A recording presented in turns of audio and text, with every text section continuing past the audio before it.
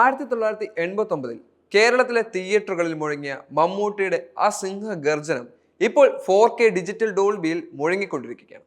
തലമുറകൾ എത്ര മാറിയാലും ആസ്വാദകർ മാറാതെ കൈയടിച്ചുകൊണ്ടിരിക്കുന്നു. അതാണ് കലയുടെ കരുത്ത്. ഓൾ ടൈം വണ്ടർ എന്നൊക്കെ പറയാൻ കഴിയുന്ന ചില നല്ല സിനിമകൾ. മലയാളത്തിൽ അങ്ങനെ സംഭവിച്ച ചുരുക്കം ചില സിനിമകളേ ഉള്ളൂ. അതിലൊന്നാണ് MT ഹരിഹരൻ ടീം ഒരുക്കിയ ഒരു വടക്കൻ വീരകഥ. ഇപ്പോൾ ഇതാ റിലീസ് ചെയ്ത് 35 വർഷങ്ങൾക്ക് ശേഷം ചിത്രം വീണ്ടും പ്രേക്ഷകരുടെ മുന്നിലേക്ക് തിയേറ്ററിൽ 4Kയിൽ കാണിച്ചിരിക്കുകയാണ്. ഗൃഹലക്ഷ്മി പ്രൊഡക്ഷന്റെ ബാനറിൽ ചിത്രം നിർമ്മിച്ച P ഗംഗാധരൻ ഇന്ന് കാലയവനികൾക്കുള്ളിൽ മറഞ്ഞു കഴിഞ്ഞു. അദ്ദേഹത്തിന്റെ 3 പെൺമക്കൾ മുൻകൈയെടുത്താണ് ആധുനിക സംവിധാനങ്ങളിലൂടെ ചിത്രം റിലീസ് ചെയ്തിരിക്കുന്നത്. 16ാം നൂറ്റാണ്ടിലെ ചന്തുവായി 1951 ജനിച്ച മഹാനടൻ 89 പുറത്തിറക്കിയ സിനിമയിൽ തീർത്ത വിസ്മയം കണ്ട് 2014 ശേഷം ജനിച്ച കുട്ടികൾ കണ്ണു നിറയ്ക്കുന്നുണ്ട്. ശരിക്കും ലോക ചരിത്രത്തിലെ തന്നെ അത്ഭുതകരമാണ് ഈ ചിത്രം.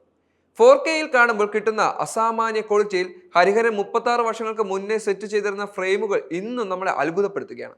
ബിലാലിന്റെ അപ്ഡേറ്റായി കാത്തു നിൽക്കുന്ന മമ്മൂട്ടി ആരാധകർ പക്ഷെ അതിനേക്കാൾ ആഘോഷിക്കേണ്ടത് ഈ എവർഗ്രീൻ ക്ലാസിക്കിനാണെന്ന് പറയേണ്ടി വരും. ഒരു ന്യൂജൻ സിനിമാക്കാരനും ഇതിനുമേലെ ഒരു ചിത്രം എടുക്കാൻ കഴിയില്ല എന്നാണ് ആരാധകർ പറയുന്നത്. ഇന്ത്യൻ സിനിമയിലെ തന്നെ ഒരു രചനാപകരമായ അത്ഭുതമാണ് വടക്കൻ വീരകഥ.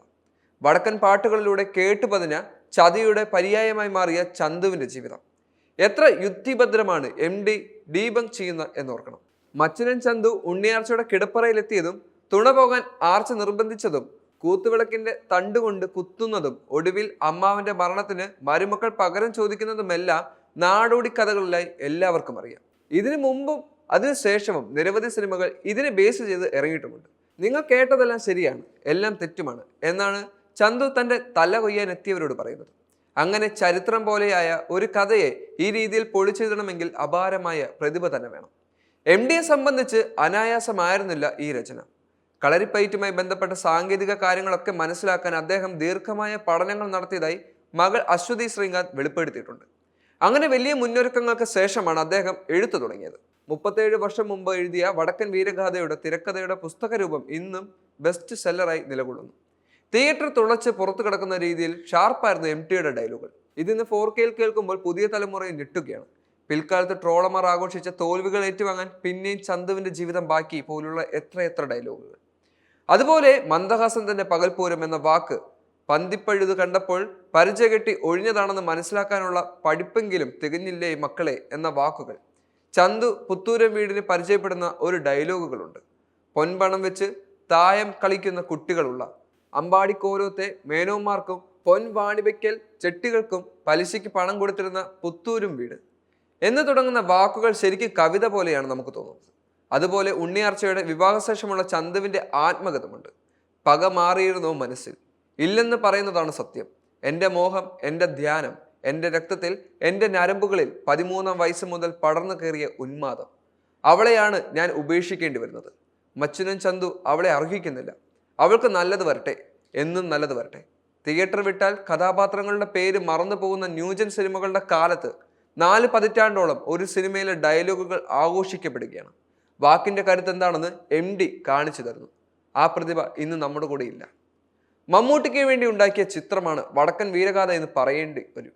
അത്രയും വർഷത്തിന് ശേഷം റിലീസ് കണ്ടതിന് ശേഷവും ഈ റോൾ മമ്മൂട്ടിയേക്കാൾ നന്നായി ചെയ്യാൻ ഈ ലോകത്ത് തന്നെ ആരുമില്ല എന്ന് തോന്നിപ്പോകും. ഒരു അഭിനയമോഹിയായി അവസരങ്ങൾ ചോദിച്ചു നടന്ന അവഗണനയുടെ കാലം തൊട്ട് മമ്മൂട്ടിയുടെ ഒരു ഗോഡ്ഫാദർ പോലെ നിന്നയാളാണ് MD.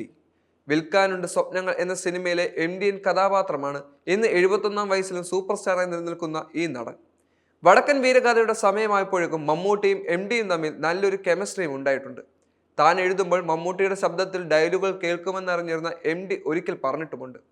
മമ്മൂട്ടി ആവട്ടെ തനിക്ക് ലഭിച്ച ഏറ്റവും വലിയ ഭാഗ്യമാണെന്നും ഇക്കാര്യത്തിൽ മറുപടിയായി പറഞ്ഞു. 89 വടക്കൻ വീരഗാഥയിൽ അഭിനയിക്കാനെത്തിയ കഥ മമ്മൂട്ടി ഈയിടെ അനുസ്മരിക്കുകയും ചെയ്തിരുന്നു. നിർമ്മാതാവ് PV ഗംഗാധരനാണ് എന്നെ ചിത്രത്തിലേക്ക് വിളിച്ചത്. ഉണ്ണിയാർച്ചയുടെ കഥ സിനിമയാകുന്നു എന്നാണ് അദ്ദേഹം പറഞ്ഞത്. ചന്തുവായി നിങ്ങൾ അഭിനയിക്കണമെന്ന് പറഞ്ഞു. ഞാനപ്പോൾ ചോദിച്ചത് ചന്തുവായി വില്ലനായി ഞാൻ അഭിനയിക്കണോ എന്നായിരുന്നു. നിങ്ങൾ കഥയൊന്ന് കേട്ടു നോക്കൂ എന്നായിരുന്നു അന്ന് എനിക്ക് കിട്ടിയ മറുപടി. MDയാണ് തിരക്കഥ എഴുതിയതെന്നും ഹരിഹരൻ സാറാണ് ഡയറക്ഷൻ എന്നും പറഞ്ഞു. അങ്ങനെയുള്ളപ്പോൾ പിന്നെ ഒന്നും നോക്കണ്ടല്ലോ, ഞാൻ ആയിക്കൊള്ളാമെന്നും പറഞ്ഞു. അങ്ങനെയാണ് ഒരു വടക്കൻ വീരകഥ സംഭവിക്കുന്നത്, മമ്മൂട്ടി പറഞ്ഞു. എന്താണെങ്കിലും ഇപ്പോഴും പല ആളുകളും അവരുടെ ഏറ്റവും വലിയ നല്ല സിനിമകളുടെ ലിസ്റ്റിൽ വടക്കൻ വീരകഥയും ഉൾപ്പെടുന്നു. കാലം തെറ്റി ഇക്കാലത്താണ് സിനിമ ഇറങ്ങിയിരുന്നുവെങ്കിൽ ഒരുപാട് ഫെമിനിസ്റ്റുകളും അതുപോലെ തന്നെ പലരും കൊത്തിക്കീറേണ്ട ഒരു സിനിമയായി മാറേണ്ടിയിരുന്നു ആ സിനിമ. എന്നാലും ഇക്കാലത്തും ആ സിനിമ ഇറങ്ങിയപ്പോൾ നിരവധി ആളുകളാണ് ഇരു കൈയും നീട്ടി ആ സിനിമയെ സ്വീകരിച്ചത്.